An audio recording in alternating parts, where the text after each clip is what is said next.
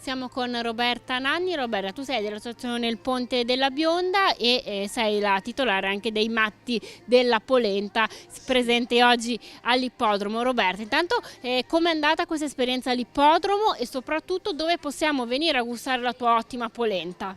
Allora, oggi è stata una giornata molto piacevole perché A non è piovuto, B avevo i cavalli di fronte e è stato come tornare bambina, C ho dato la polenta, spero sia stata apprezzata ed è andata benissimo, sono proprio emozionata, è stata una bellissima giornata con tanti bimbi. Quindi speriamo di rivederti presto. Volentierissimo, grazie. La mia polenteria è in via Sant'Isaia e anche lì vengono tanti bambini perché li sto un po' deviando sulla polenta, dalle piadine alla polenta. Bene, ringrazio Roberta Nanni, direi di lasciare un'inquadratura al cartello dell'associazione Il Ponte della Bionda